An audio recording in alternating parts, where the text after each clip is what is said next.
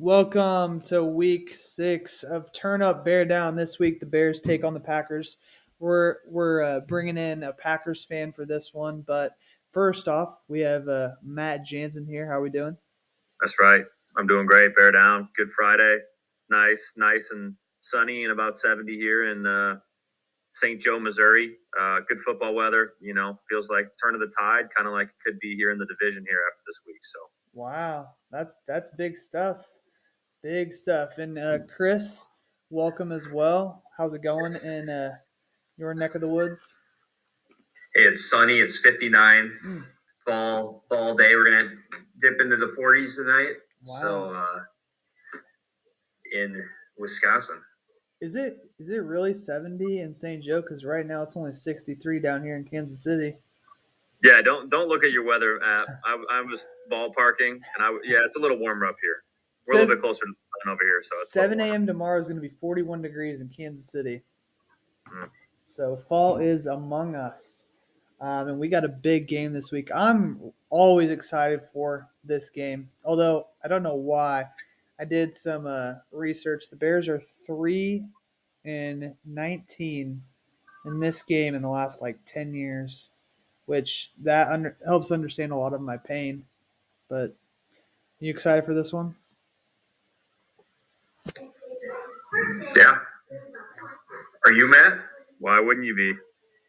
No, I'm not. I dread these because you look to split at best when you see the schedule every year. Splitting would be a huge win, and a sweep would be what we've been accustomed to watching. So it's been tough living in the last two eras of Packers football. Packers football. Yeah, that's really what it's been. It hasn't been a rivalry. It really hasn't been. No. It's been a few good games.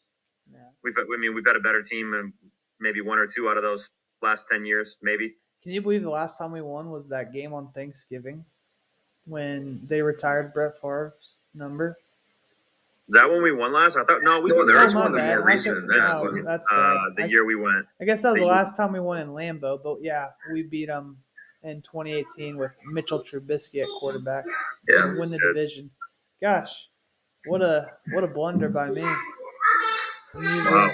Yeah, Raji's gonna get fired, and you're a stat guy, so you need to get your stuff together. I guess I'm really nervous with the Packers coming into town because I know that this is a big game. But honestly, I don't expect us to win. We're still starting, Justin Fields, and he's not doing a ton at this point.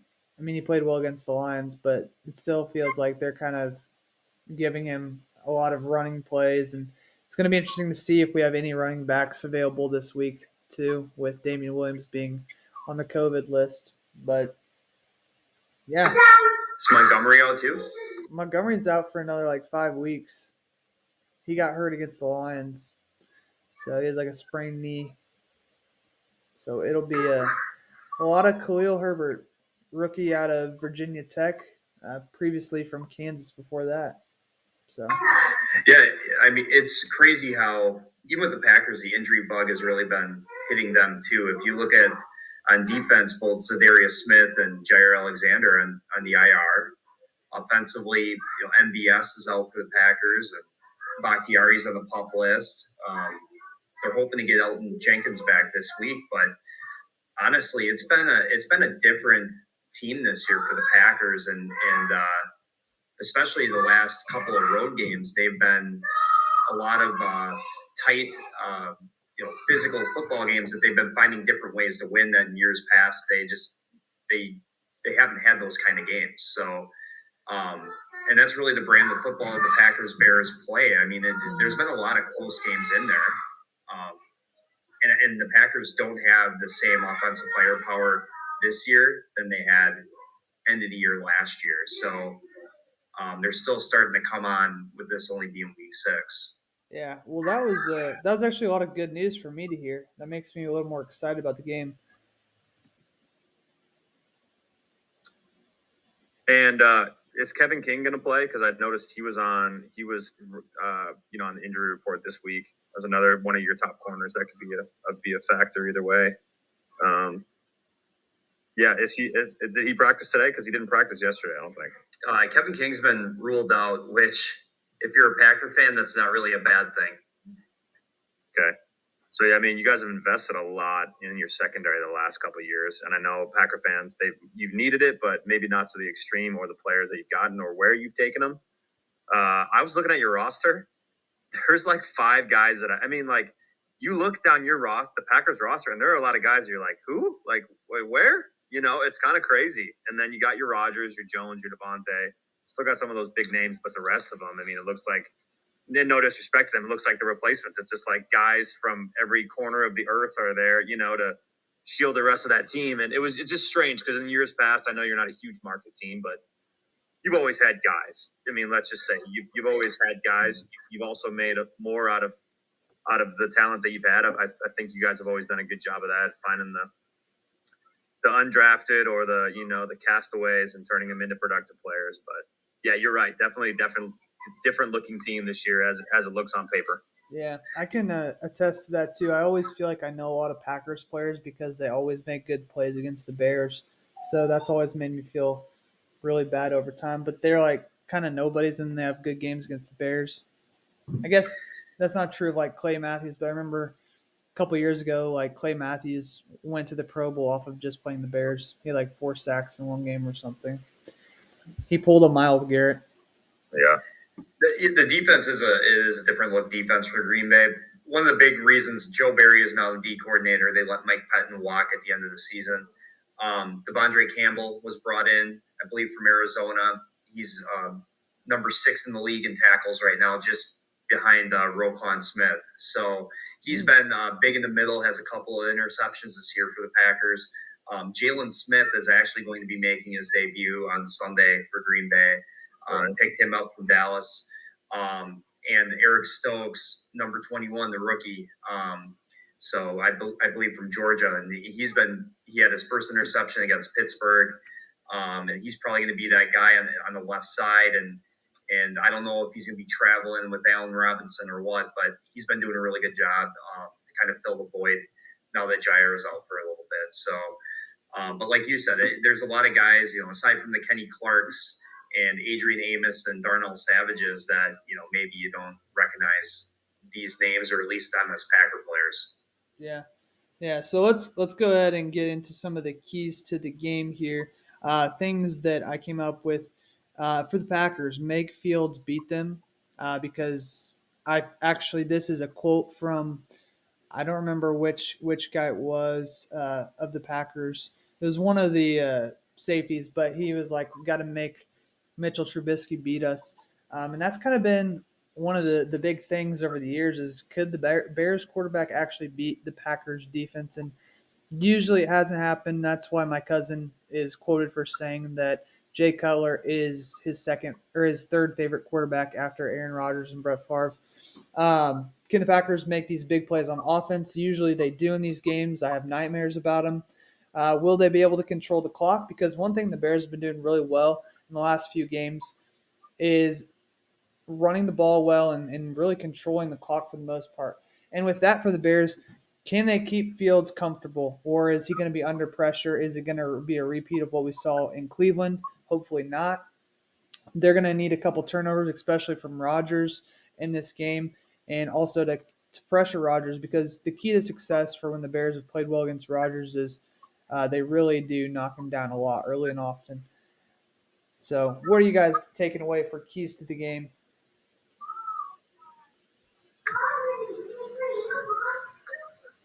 Yeah, I think you kind of hit it on the head too. The Packers do struggle with that type of mobile quarterback, and there's without them ever having played Fields before, it's kind of the unexpected, the unknown. You don't know how he's going to do. Burrows, he had a pretty good game against Green Bay last week, right? So it's not like the Packers defense is going to go in there and really shut down a quarterback. Now, with that said, they were able to get some pressure on Garoppolo and Big Ben this year, but again, with Fields, is he going to run a little bit? That could present some problems. But as you mentioned, with being down the on the depth chart for running backs, it could make things interesting, especially if the Bears get into one-dimensional offense mode. Yeah. Yeah, and that's what we hope that it doesn't get to, because then we know that we're going to get beat. I actually think, Scott, that we are the ones that need to control the clock, because I believe Green Bay can score kind of when they want, or at a quicker pace than we can. And I think, how do you beat Aaron Rodgers? Is, yes, you have to pressure him and obviously continue to pressure him, but keep him off just like any good quarterback, keep him off the field. We are last in downs gained. And that's 9 less than anyone else. So let me requote that. We are last in first downs gained in the NFL, and that is 9 less than anyone else. So we haven't moved the chains a lot this year. Sorry, that took me a while to spit out. Our offense, we're last in offensive passing yards with 728, and we are last with passing touchdowns. We have 2 passing touchdowns this year. Again, I think there's so much focus is on, will our offense be able to hang with Aaron Rodgers? And so many times have we watched the Bears stay close. The defense keeps them close in games. And again, we're so inefficient on offense that eventually, stamina and these offenses continue to adapt on what we're doing. And finally, they kind of open things up for themselves. And that's when things get out of control. So I think it's more important than ever that we at least get an early lead. I thought that was important with Oakland. I said that was one of the only ways that I thought we could, beat the Raiders were to be up. And I think obviously Green Bay is in the same boat.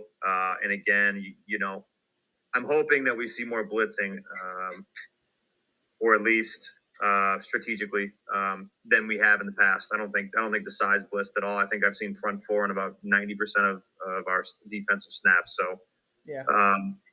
Would really like to just have some long, sustainable drives. I do think last week helped our offense. I think it helped Justin Fields. I think confidence is up. It's way up from where it's been, after that Cleveland game. So can that carry over? Yeah, we should be excited for this game, and I think it'll be fun to watch Fields. But I'm also just, I guess, burned by the history of this rivalry and what's happened the last 23 or so times, and so I'm just hoping I guess I'm just keeping my expectations a little bit lower, but I am excited, and hopefully we play well. We'll see what happens. Let's look at some of the key players that I've come up with. So for the Packers, it's pretty much the big three: Rodgers, Adams, and Jones. I honestly didn't know many Packers defensive players to include in this. I knew they had a few injuries here and there, but really this series has been about Aaron Rodgers being better than whoever the Bears quarterback is. And will that continue, or will we be able to get him down? And really that's where our defense comes into play. Devontae Adams has just been such a weapon in the NFL the last few years. And will he continue that? Every time I see his stat line, it's just insane. And Aaron Jones, will he be able to run the ball effectively against the Bears defense and give Rodgers a balance of the pass and run? For the Bears, Raquan Smith's got to play well. I always look to him when I'm looking for a big game out of our defense. And then I don't know if Jalen Johnson will go up against Adams or not, or if he'll just take away a side of the field. But he's actually been playing really well this year. I've looked at some stats, and only Diggs for the Cowboys has had a better offensive passer rating against than Jalen Johnson. So that was impressive to me. And then it's the Justin Fields show. It's a new era. Every time that we draft a quarterback, we want them to have success against the Packers. So it'll be fun to see. Again, I'm going to keep my expectations somewhat low, but I want to see Fields at least do a couple nice things, throw the ball downfield, and make some plays. So what are you guys taking away? Who are your key players of this game? From a Packers standpoint, one note: Randall Cobb is back in the green and gold. So unfortunately, yeah, but the Packers have really been, Rodgers has been turning to him for key third down situations. Yeah. Earlier in the year against Pittsburgh, he had 4 catches all on third down. 2 of them were touchdowns. And he had the big third down grab against Cincinnati last week to set up the game winner, the game winning field goal. That thank God that thing finally went through the uprights. But he has been that possession receiver that they need to complement Devontae Adams, especially with a couple of the other guys being out, MVS being hurt, Malik Taylor, who is a lesser-known wide receiver, he's out on COVID protocol. So, those two are a good duo. Tanyan has been limited in practice. So, like I said, I think Cobb's going to play a big role in this game. And I also like the way that the Packers have been using A.J. Dillon on offense, too. The whole thunder and lightning approach with Jones and Dillon. And they're not afraid to pass to Dillon either. And he's got those big tree trunk legs, and he likes to run people over. So he's an exciting player. And I think offensively, as a Packer fan, I feel a lot better, what we have in offense as opposed to, what we have on defense, which it's an unknown every single week, depending on who we're up against. Yeah. It will be interesting to see how Jalen Smith plays his first game with the Packers. Adrian Amos, next Bear. It's always interesting. He seems to play somewhat well against the Bears. And I almost had Tanyan on here instead of Aaron Jones because I feel like for the most part we struggle against tight ends. Like tight ends make a few plays here and there. And this year, I guess it hasn't been that bad. But I feel like tight ends, especially when we play the Packers, usually have big games against us.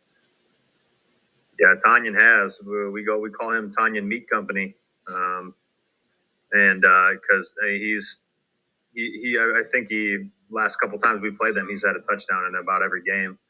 The combination of Aaron Rodgers and Devontae Aronte, I call him Aronte.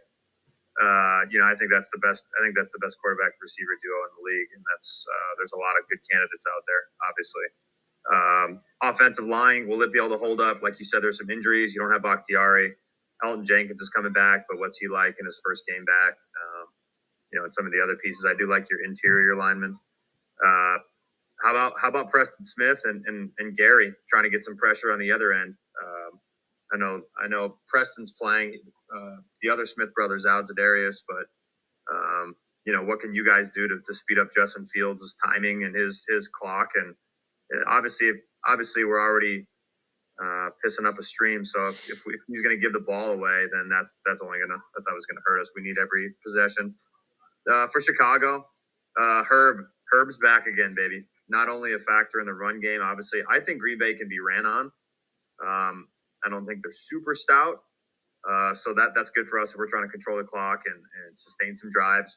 But he's also got to be a factor in the passing game. There's not a lot after him as far as running back depth. Ryan Null's going to be available. Ryan Null is serviceable at best. So,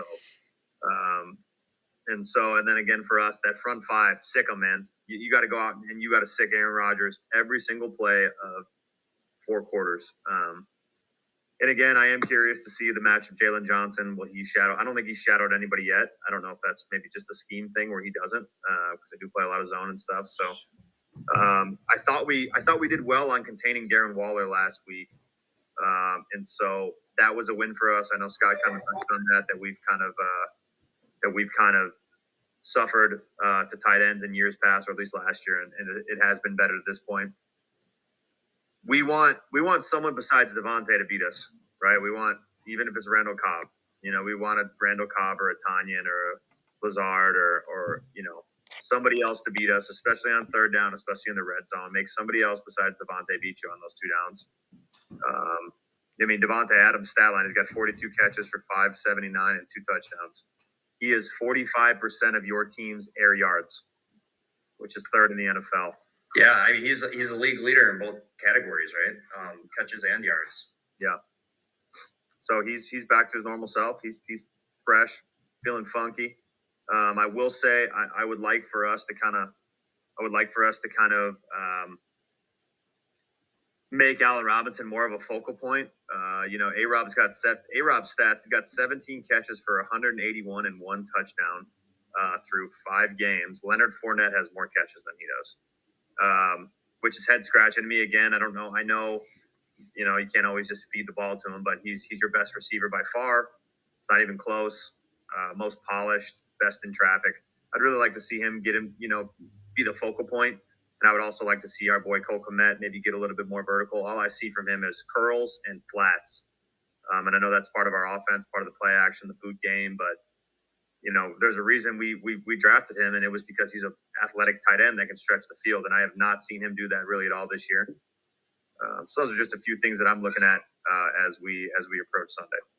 Yeah, I'd love to see Cole Kmet get involved. I had big expectations for him this year, and I feel like he's not even out there. And then Jimmy Graham, I mean, where's he been for a guy who's making – Jimmy who? Yeah, I know. Apparently there's a Bears writer, and every week he puts a tweet out that says, "This is my weekly tweet to remind you that the Bears have a no trade clause with Jimmy Graham's contract." So anyway, this has got to be his last year of his contract, right? I would guess so. I'm not 100% sure on that. We'll have to have the stat guy check it out. But yeah. Anyway, excited to see what Khalil Herbert can do too. Hopefully he can run on the Packers. Hopefully we don't pull a Cincinnati Bengals though and run on 3rd and 8 with the game on the line. So anyway, let's get into some predictions. So I'm going with the Packers. And honestly, I don't know how we couldn't. As much as I want the Bears to win this game, I just don't feel like we're quite ready to win a game like this of this magnitude. But hopefully we play well and it's not a blowout, because those are even more frustrating than playing somewhat good football and losing. So what are you guys thinking? I think it's all about the first half. It's about our start. Our defense was elite last week. I think we saw, remnants of 2018. And so I would love for us to build on that. We're at home. It's the rival. You don't got to get up for it. Again, I think there's something to be said to go in there and beat what many would call a hot Raiders team last week, and to do it really to dominate them defensively. I mean, we didn't sparkle on offense, but, to dominate them on defense. I think it's too much. I have to go. I don't think it's going to be as high scoring on our end. I think it's going to be more of 24-14 Green Bay. Again, I don't think our offense is anywhere near the chemistry or full playbook right now to be able to keep Green Bay totally off the field. And I also think the presence of David Montgomery is definitely something that should be felt more. That will be felt and is felt more than it's being talked about. I think that him not being in there, those tough runs, he's hard to take down. He's very physical. I think that's an underrated aspect of this that we're, of our team now that we don't have. So, unless we're able to get some defensive turnovers, that would be pretty much the only way that I think it would swing this game. I think I think it could be very close and Green Bay pulling away late. Yeah, Green Bay is still. We're trying to figure out. The Packers are trying to figure out what their identity is on defense. And I look at their roster and their depth chart right now. This is the first time, and I think in a long time, that there's two big name people, Devondre Campbell and Jalen Smith, at inside linebacker. It's usually a position that the Packers don't prioritize very high. And it was a complete rebuttal to some of the injuries that happened, but how they come together is that's going to take some time. So this is one of those games that you just hope that the Packers win and move on without any additional injury, and that there's some shining moments throughout the game.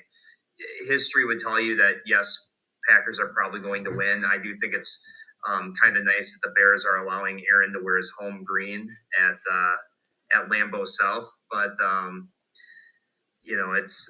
don't know if the Packers will put up 30, maybe something like what Matt said, the 24-14. I could picture that. Yeah. Just thinking back last year, both games were pretty much blowouts. The embarrassment Thanksgiving weekend on the Sunday night, that game was over as fast as it started. And then the game at the end of the year was pretty good, with the Bears hoping to make it into the playoffs. But then we couldn't really get touchdowns, and the Packers just kind of ran away with it, 2 big scores. And so 35-16, and the other one was 41-25, I think. Yep. So we'll see. We'll see what happens. But last year the Packers were able to score pretty easily. So any final thoughts from you guys? Yeah, I think we're wearing our old school jerseys when we were actually a good franchise, so that we got that going for us. And I think with the whole green thing, that's so that Aaron feels comfortable when he's on his back on the ground a lot on Sunday. So, I mean, that's some mental warfare back and forth. I think the Bears strategically did that because, let's be honest, I mean, they're the best franchise in the world. Obviously, we have to say that contractually because they pay for our salaries and stuff. But That's true. Yeah. yeah, I do have to also bring up that we have never lost a game that I can remember in those jerseys. Since we started wearing those jerseys, we won every game we played. So Rodgers going to need to fact check that one. yeah, I think. no, I mean the first time we wore them, I think was against the Vikings, and Trubisky got hurt, fumbled, and then Chase Daniel played, and we dominated them. Then we beat the Giants wearing those. I think we beat the Cowboys on a primetime game, and then we won last year wearing them as well. So, yeah, we'll need the fact check, but I'm pretty sure I'm right on that because I always think like we've never lost in these jerseys. So what better time to test that out than to play the Packers? Mm. But that's gonna do it for this week on Turn Up Bear Down. Thanks for stopping by and go Bears.